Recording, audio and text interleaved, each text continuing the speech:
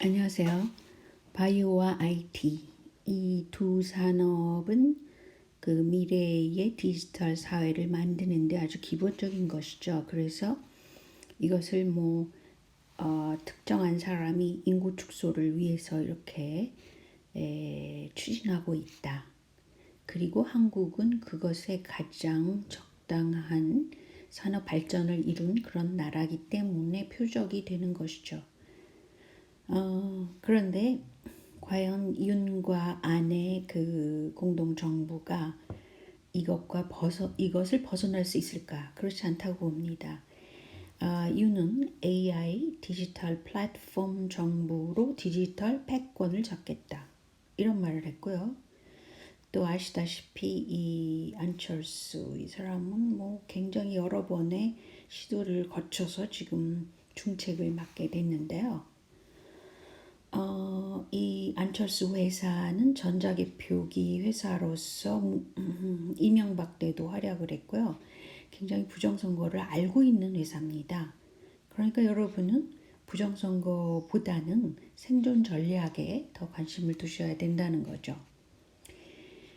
문재인 정부는 이스라엘과 굉장히 비슷한 정책을 쭉 계속했는데요. 그 이유가 뭘까 생각을 해봤더니요. 한국은 특정한 종교세가 세계화와 인구 축소를 추진하고 있는 중인데 특히 아시다시피 예수의 로욜라가 굉장히 눈에 띕니다. 근데 이 로욜라 이 사람은 바스크 지방 스페인 북쪽이라고 그래요. 거기서 이제 어렸을 때부터 태어나가지고 처음에는 그 성인이 그러니까 캐톨릭 쪽 그런 관심은 별로 없었고요. 기사도 당시에는 기사들이 굉장히 멋지고 또 해외 공략을 해야 된다는 게 있기 때문에 17세기의 그림입니다. 이거는 이 사람 17세기 사람은 아니지만 그래서 아무튼 기사도로서 더 관심을 보인 사람이라 그래요. 근데 후대에서는 그 세인트 성인으로서 그렇게 포장을 한 거죠. 그런데 이 사람이 태어나서 자란 곳이 바스크인데요. 바스크 지역이 옷차림 같은 게 한국 사람하고 좀 비슷한 게 많다고 그래요. 근데 스페인 북부에 있는 이 바스크 사람은 독립을 요구할 뿐더러 정체성이 굉장히 강하고 그리고 스페인보다 잘 살아요. 경제적으로도. 그러니까 똑똑한 사람도 많고 그런데 이상하게 언어적으로 연구를 유럽에서 해보니까 잘 모르겠다. 도대체 이 언어가 어디서 왔을까라고 굉장히 학자들이 고심을 했는데 한국의 그 유명한 역사학자인 신용화 교수께서 그것을 파헤쳤어요. 바스크 언어랑 고조선 사이에는 유사성이 있다라고 밝혀냈고 이를 통해서 유럽 역사 학계가 들썩들썩했다고 그래요. 그런데 로욜라의 얼굴을 가만히 보세요. 이분의 얼굴을 보면 약간 동양적인 게 있잖아요. 그리고도 나타난 것들이 많아요. 유럽에도 단군상이 있다든지 또 중요한 것은 바로 이것입니다. 영국 런던에 태극 문양이 발견됐고 고대 한국 민족이 독일까지 와가지고 독일에 영향을 줬고 이것이 유럽 왕실과 연관되는 고리였다라는 것이 독일 지상파 방송에서도 보도가 됐고 르포 같은 거겠죠. 그래서 유럽을 들썩들썩하게 했다고 그럽니다. 그런데 더 흥미로운 것은 헝가리 사람과 한국의 동이족과의 관계인데요. 헝가리 한결에 이게 비슷하잖아요. 그래서 의미가 같다고 합니다. 그러면서 헝가리에서 중국에 맞서서 한국과 동맹을 하자 이런 식으로 유럽에서 굉장히 한국을 띄워주고 있어요. 지금 그 이유가 바로 이런 배경 때문입니다. 그러니까 혈통중심적인 사고를 유럽인들이 하기 때문에 아마 이런 것 같아요. 근데 여러분 아시다시피 고 이태석 신부님의 그 영화 아프리카 개발하면서 돌아가신 그 영화가 굉장히 떴었잖아요. 그 이후로 아프리카에도 한국의 그 군대들이 가서 뭐 승리를 했다든지 뭐 여러 가지 그 산업적으로도 도움을 주고 뭐 이런 게 막 나타나고 있어요. 즉 세계화의 일꾼으로서 한국인들이 지금 활약을 하고 있다는 거죠. 그런데 이것을 거꾸로 보자면 자국의 문제를 해결할 능력은 굉장히 약해졌다라고 볼 수 있어요. 그래서 현재 당장 일어나는 우크라이나 사태도 이것을 이제 경제적으로 보자면 스태그플레이션, 그러니까 인플레가 있는데 경기가 안 좋은 거 이거인데 한국은 특히 그 지하 자원 이런 것을 해외에서 가져다가 개발해서 판매하는 그런 그런 나라죠. 그런 무역국이기 때문에 지금 지하 자원 확보가 말도 못하게 긴급한 겁니다.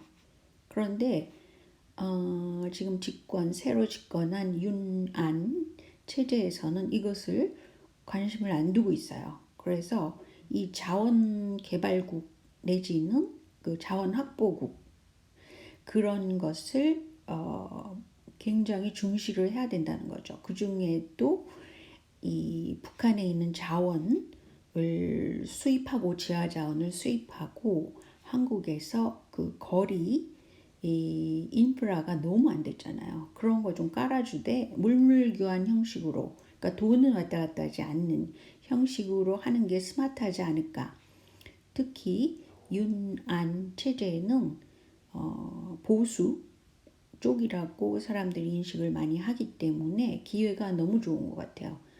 그러니까 이런 북한에서 자원을 가져오고 한국에서 인프라를 제공한다라는 것을 성사시키면 이거는 굉장히 그 지지자층의 확보가 넓어질 뿐더러 한국 문제를 해결하면서 나가기 때문에 미래를 위해서 굉장히 좋다는 겁니다.